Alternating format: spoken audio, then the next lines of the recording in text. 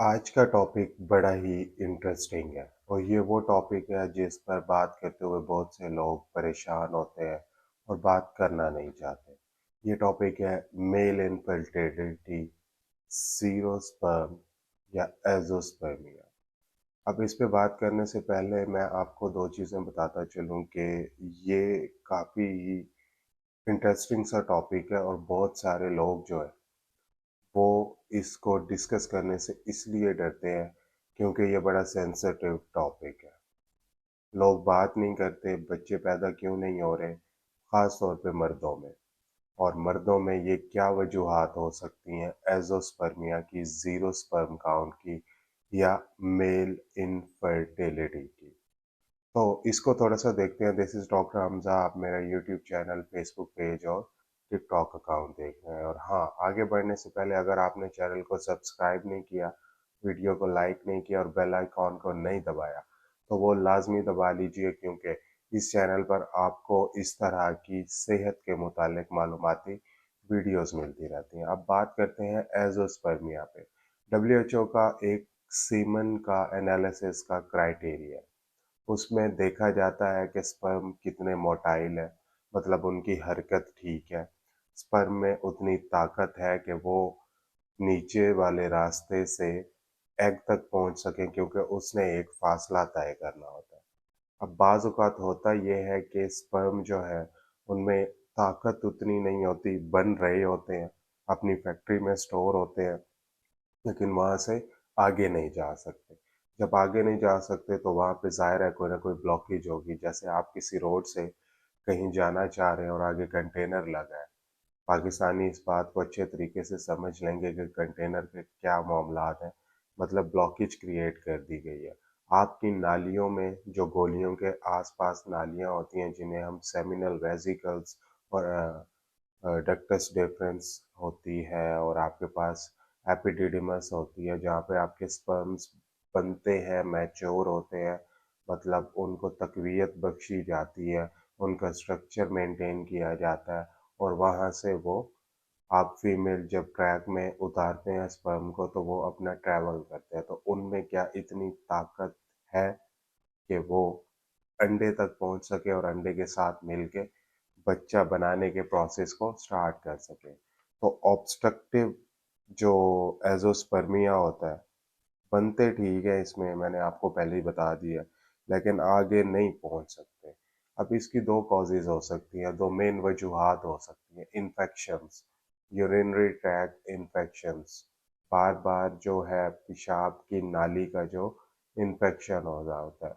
दूसरा गोलियों का इन्फेक्शन जिसे हम एपिडिडोमोआर्काइटिस मेडिकल की टर्म में कहते हैं और ये सेकेंडरी टू बहुत सारे इन्फेक्शंस हो सकता है।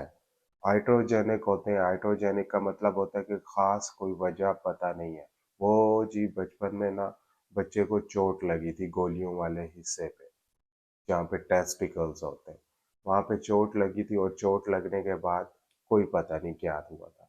वो होता ये है कि वहाँ पे आपकी छोटी-छोटी जो नालियाँ होती हैं जिनमें स्पर्म आपके स्टोर होते हैं, वो ब्लॉक हो जाती है, पिचक जाती है क्योंकि बार-बार अगर चोट के बाद कोई इंटरवेंशन ना की जाए, कोई ट्रीटमेंट ना की जाए, तो होता क्या है कि वहाँ पे एक स्कार बन जाता है। स्कार बनने की वजह से नैरोइंग या ब्लॉकेज हो जाती है, वो आपस में चिपक जाती हैं। तो वहाँ से स्पर्म आगे ट्रैवल नहीं कर सकते, ठीक है? या फिर कभी कोई एक्सीडेंट हुआ हो, तो उस वजह से भी ये स्ट्रक्चर बन सकता है, ये ब्लॉकेज या ऑब्स्ट्रक्शन बन सकती है। ये तो हो गए मोटे-मोटे causes non obstructive, sorry obstructive के। अब हम आते हैं नॉन ऑब्स्ट्रक्टिव जो एज़ोस्पर्मिया होता है, जिनमें स्पर्म में उतनी ताकत नहीं होती और आगे कोई ब्लॉकेज भी नहीं होती, तो फिर क्या मामलात हो सकते हैं जो उन्हें ख़राब कर रहे होते हैं। सबसे मेन इसमें जो किरदार अदा करते हैं वो आपके एनवायरमेंटल फैक्टर्स कहते हैं, यानी कि माहौलियाती मामलात। अगर माहौलियाती मामलात लाइक कुछ वर्कर्स ऐसे होते हैं और जिनमें सबसे टॉप पे आपके पास एक्सपोजर टू पेस्टिसाइड है, जिस तरह पाकिस्तान, बांग्लादेश, इंडिया, ये सारे एग्रीकल्चर कंट्रीज़ हैं और इनका दारोमदार जो ज़्यादातर है वो एग्रीकल्चर पे होता है। वहाँ पे पेस्टिसाइड्स यानी कि कीड़े मार अद्वियात जो है, जो खेतों में इस्तेमाल की जाती हैं, उस दौरान अगर एहतियाती तदाबीर ना बरती जाए, यानी कि हाथों पे ग्लव्स चढ़ाना, मुंह पर मास्क का करना, तो वो एरोसोल यानी कि भाप की सूरत में हमारी सांस के जरिए जिस्म में जाते हैं और जिस्म में जाके जज़ब होके हमारे खून का हिस्सा बनते हैं। उस वजह से ये मामलात हो सकते हैं। प्लास्टिक इंडस्ट्री जो कि बहुत ही एक्सपोनेंशियली ग्रो कर रही है दुनिया भर में, जिनमें विनाइल क्लोराइड, जिसके पीवीसी पाइप्स होते हैं, पॉलीविनाइल क्लोराइड, तो वो जो है मोस्ट कॉमन कॉज है एज़ोस्पर्मिया की हमारे पास, जिसमें आगे ऑब्स्ट्रक्शन नहीं होती। अक्सर बच्चे आजकल मॉडर्न जनरेशन है तो अपने लैपटॉप गोद में ग्रोइन एरिया पे रख के गोलियों वाले हिस्से पे रख के बैठे होते हैं।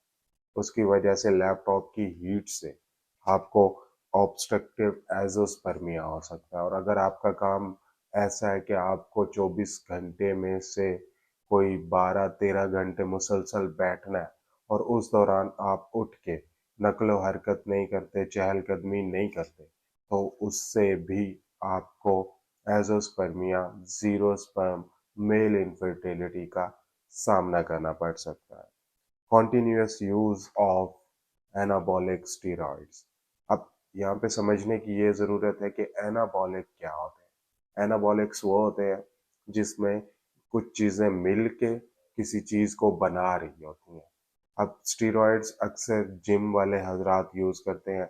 ज़ाहिरी तौर पर तो आपकी जिसामत अच्छी हो जाती है, मगर बातनी तौर पर आपको मेल इनफर्टिलिटी का सामना करना पड़ सकता है। थायराइड डिसऑर्डर्स हो गए, जेनेटिक फैक्टर्स हो गए, विटामिन डी की डेफिशिएंसी और बी 12 की डेफिशिएंसी हो गई। वायरल इन्फेक्शन है जिनमें मम्प्स है, उसके इन्फेक्शन की वजह से भी एजोस्पर्मिया हो सकता है। उम्मीद है आपको इस वीडियो से बहुत सारी मालूमाती बातें मिली होंगी। इसी तरह देखते रहें, सपोर्ट करते रहें और वीडियो को शेयर करना ना भूलें। अगली वीडियो तक के लिए अल्लाह हाफ़िज़।